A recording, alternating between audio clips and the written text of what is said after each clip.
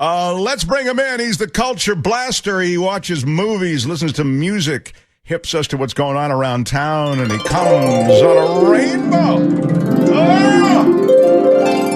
Michael Snyder, everybody. Hi, Hey, Michael. hi, guys. Happy Earth Day. I'm feeling pretty earthy, so I have to watch what I say, you know. You got to be happy with the dubs. How about that? It looked like they were going to lose. No, they really pulled it together, and interestingly enough, they seem to have found themselves a couple real gems that are going to be keystones of the franchise for the coming years.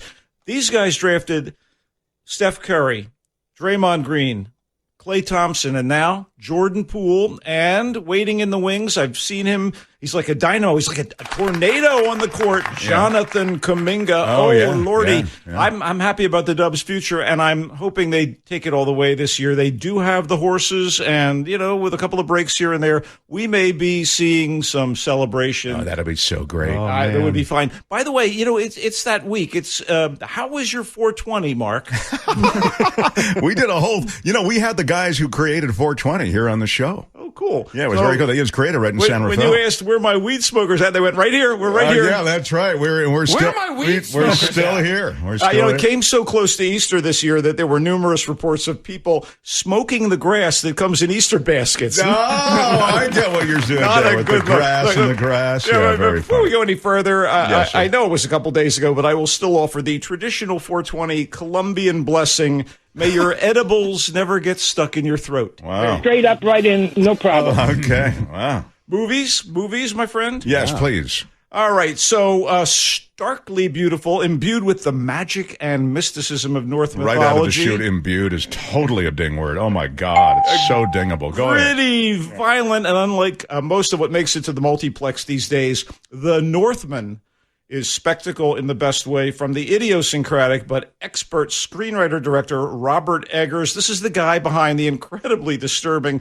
horror movie The Witch, which was Anya Taylor-Joy's kind of actress coming out party. And he also did the very unsettling period piece The Lighthouse with no less than Robert the Batman Pattinson and you Willem, talked about that on this Willem show. the Freak Show Dafoe. Oh, yeah. Anyway, The Norseman is more ambitious than those two previous movies from Eggers. It's the saga of a son's decades-long pursuit of revenge for the murder of his father and some other affronts that I'd rather not spoil. No, I love revenge, though. Tell me about this. Well, this is infused with the aforementioned Scandinavian folklore, and it's shot on glorious windswept locations, offering action sequences and hallucinogenic interludes that will burn into your memory, Mark. In addition to the visual splendor and this wonderful pursuit of satisfaction, of vengeance, the Northman is blessed by a superb and notable cast led by Alexander Skarsgård as the Northman himself.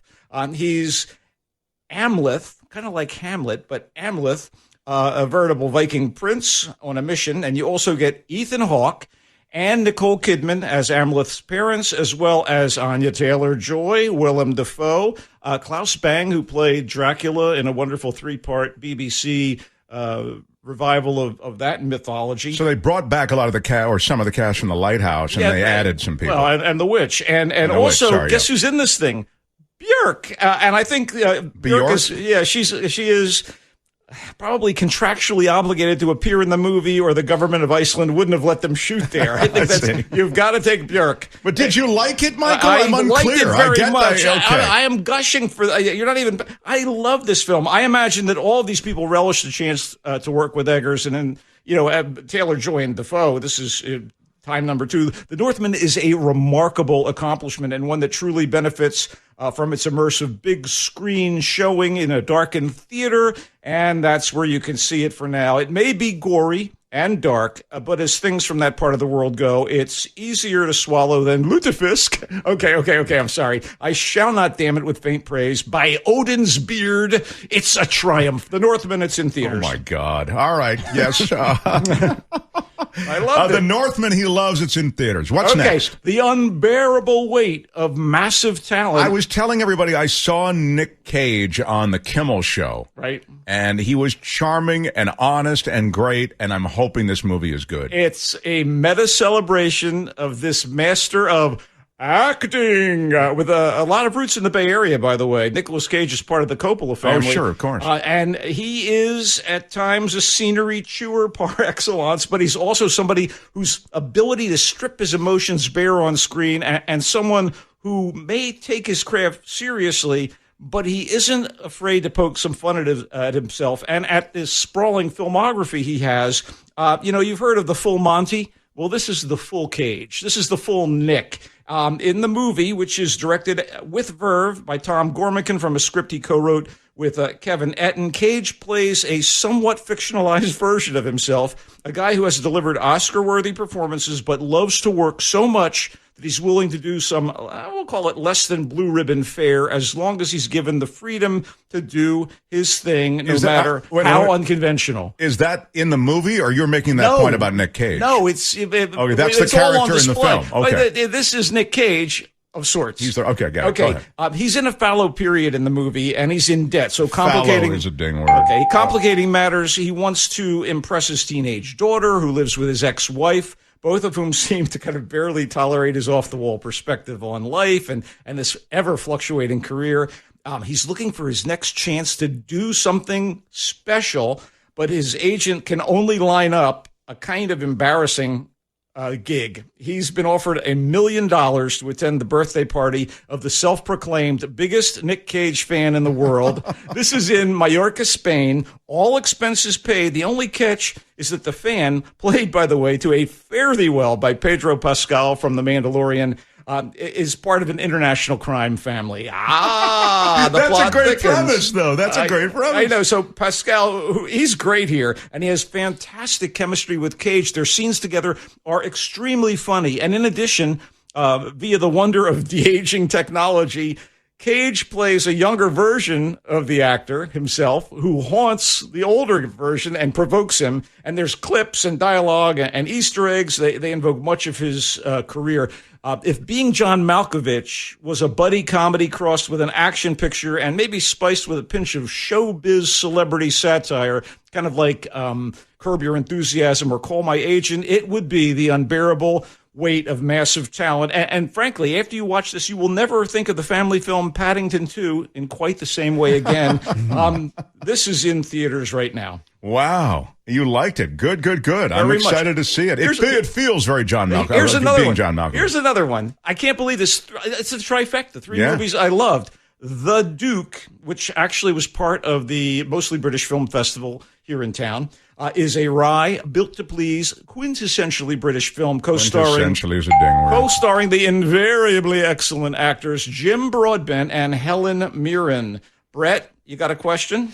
Is it based on a true story, Michael? Yes, it is. Very nice. It's based on the true story of an audacious 1961 art theft. It is a terribly delightful jumble of working-class family friction, social commentary, and crime comedy. And it was directed by the late Roger Mitchell, who may be best known for the rom-com Notting Hill. Mitchell has left us smiling, though. This may be his last major film, but I thoroughly enjoyed this. Broadbent is Kempton Bunton, a good-hearted older man who drives a taxi and aspires to be a screenwriter. Short on cash, Kempton is angry at the British government for making people purchase TV licenses to watch the BBC, which is a long-running thing they've done in the UK. So his scofflaw attitude, stealing the signal and actually getting popped and in trouble for it, it basically makes his disgruntled wife, Dorothy, played by Mirren, even more frustrated with him. Although, the offspring, their offspring, love his attitude. So a valuable portrait of the Duke of Wellington goes on display in a London museum, and Kempton decides that the monetary value of the painting should be redistributed to right some wrongs amongst the people. He's kind of like a Robin Hood in that. So a caper unfolds. Anglophile and lover of heist movies that I am, I found The Duke to be a treat. Yeah, it's kind of a trifle, too. It won't change lives or move you in any profound way. It's just entertaining and charming. And, man, that's plenty these days. The Duke is in theaters. Wow. You liked The Duke. I did. Heisty, but also charming and mirthful.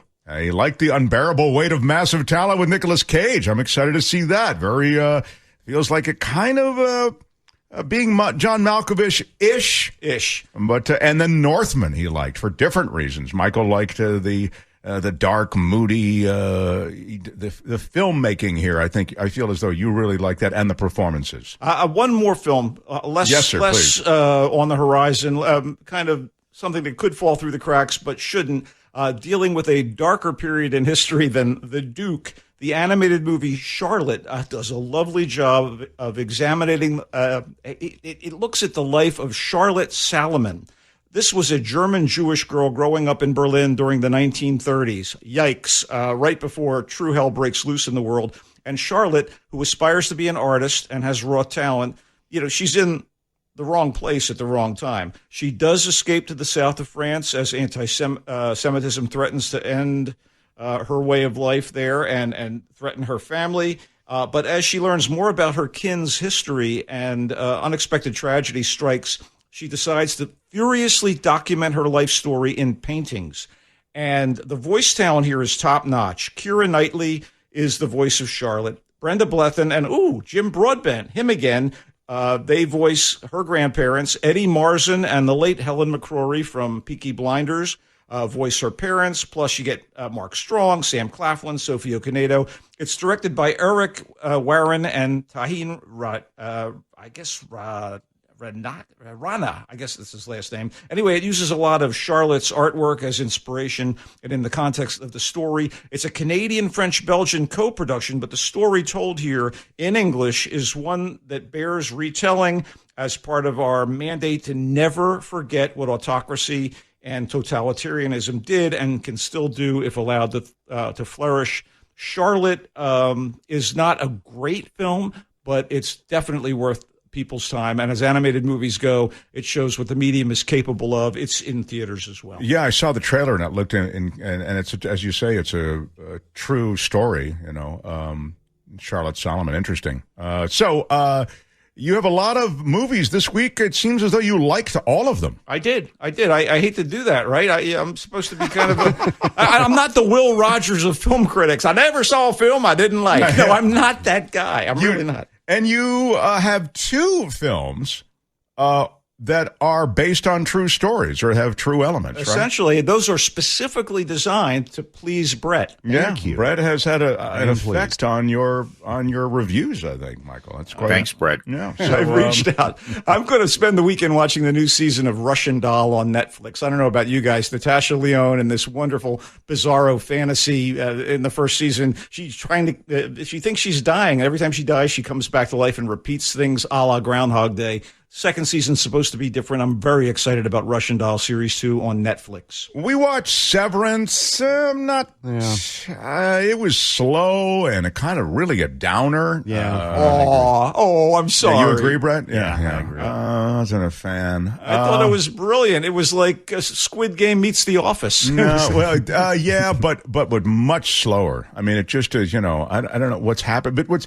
you feel as though I know, I can see we've got to wrap up, but the filmmakers and those producers who are involved in these various projects are almost charged with trying to come up with 8 episodes of everything or 10 episodes of everything. And in so doing, it makes everything much slower. I believe there was a payoff, and I think you're supposed to feel some of the tedium of office work there. I know it's a little too experiential for you, Mark. I'm sorry about that, but you can read him in the Marina Times and marinatimes.com. You can find him here on Fridays. He comes and goes on a rainbow. Go Dubs! Go Michael Warriors! See you, Michael. All right. Wow. You liked everything this week, Brett. Jeez. I don't think that's ever happened on your show yet. Yeah, I think you're right. This is a first.